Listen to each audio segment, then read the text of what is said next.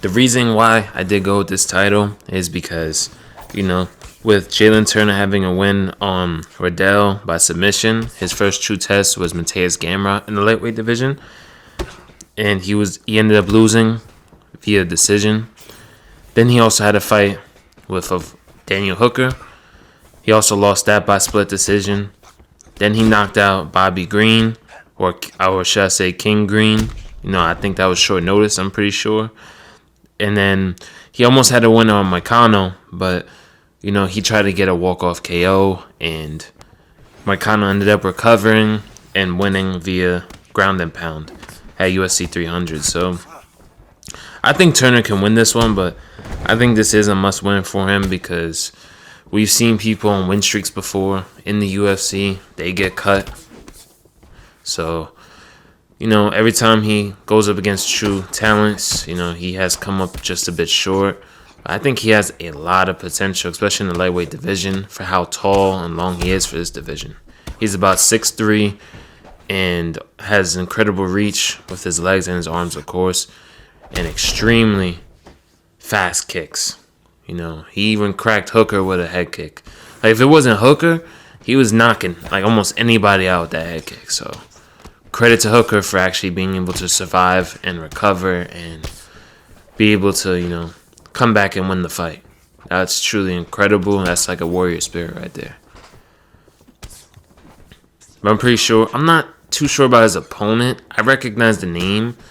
It's like Ignacio something. It's a last name I'm not good at pronouncing. But I might have seen him on some fight night cards. But, I'm not sure. I don't think he's going to get cut or anything. But I definitely think for him to be, in the top 15, if he has any aspirations for that, he should definitely try to get this win tonight. Or in the card, I mean. Damn. Quick knockout right there. But I think this is a must-win if he wants to get back on track to becoming a ranked contender or even a championship contender, in the top 5. But we're just going to see this weekend. I'm really happy for this card. Let me know what you guys think down below.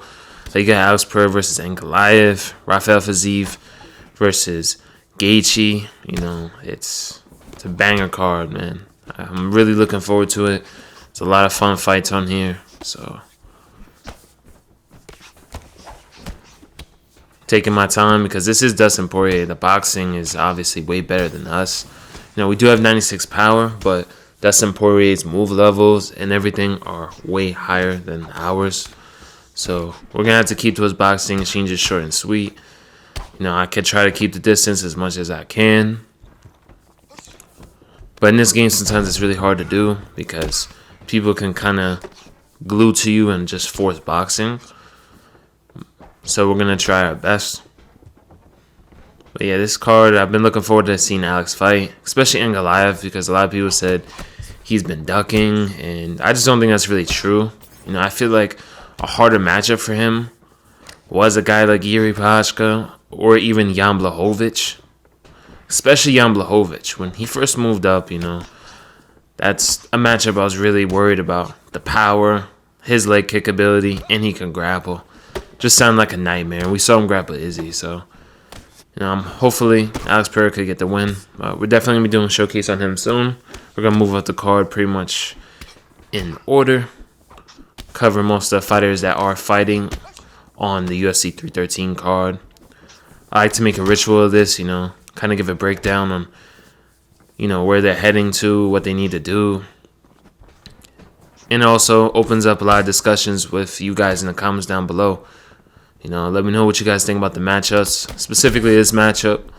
Do you think Turner can win this one? You think he'll lose and possibly get cut? We just don't know because UFC even cut Rosenstrike as of recently, a more well-known name, about a month back. Yeah, this one's going to be a really rough fight because, regardless of skill level, 205 Conor is just really, really powerful. He has 4 stats that are 100 rated. His punch speed, his power, his accuracy, his footwork, all that stuff is 100. So it's extremely hard to beat him because of how fast and powerful he is. we land a nice block counter right there. So whenever someone lands overhand or a hook on my lead jab hand, you can fire off a lead hook as soon as it touches your block for a block counter. We're going to land that quite a few times in this matchup.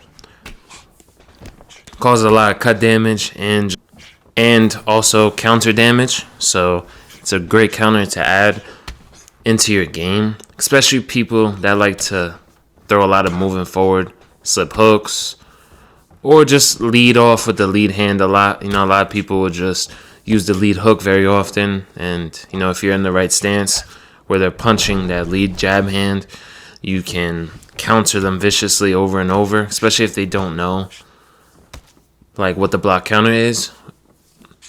But whenever you punch someone's lead hand, if they're doing it to you, you can also do a pullback or a duck as soon as you punch their lead hand, and you will avoid the block counter. But if you try to block it, obviously it's unblockable. So you cannot block it. But yeah, we gotta be very patient with this counter because, like I told you guys, he has crazy power and crazy speed. The move levels, all that stuff's not in our favor. Gotta be careful with him doing that. And also we're using Jalin Turner. You know, we're not using a real meta pick. So gotta take our time with this one. Just enjoy some of the wins we're getting in certain exchanges. Reset. And constantly be smart. Look at that, we cut him right there.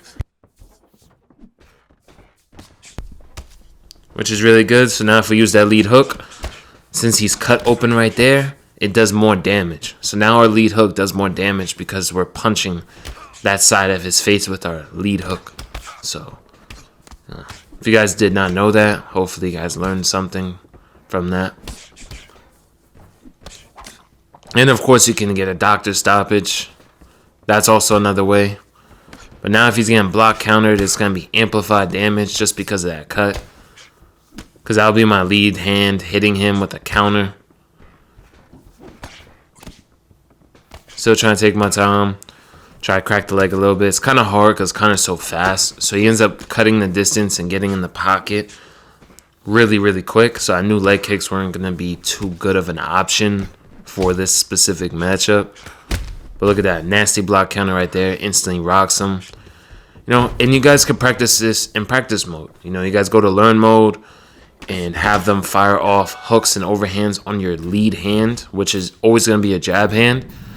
And fire off those hooks and get the timing of it. You know you'll get the timing of it when it's like a certain animation you probably never seen before. Once you achieve that, that's how you know you're timing it perfectly. It's pretty much as soon as it touches the block. You don't want to wait till after you block a strike because they could just recover and block and it won't come out. So definitely hit up practice mode. That ends up whiffing, so we punish him with the lead hook right there. Punishing the body as much as we can because we do know Connor has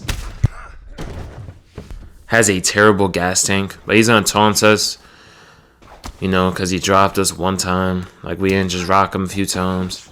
But it's fine, you know. I'm still sticking to my game plan. I'm not really trying to rush. Especially against a prime 205 Connor. It's one of the most scariest matchups you can go against. Look at that, another block counter right there. But you see how handy this tool is to my game, having these block counters ready to go. At some point, it's going to become instinctive, and just the best advice I can give you guys, don't try to look for it too much because, you know, you end up getting your block broken by waiting for a block counter too much. And some people stop throwing their hand because they know about the block counter, so be careful. End up rocking him right there. Knocking him down right there. He's stuck on here, so he's going to go for a knee. So we frame and throw a knee to the head. And that's it. I hope you guys enjoyed the video, and stay tuned. More is incoming.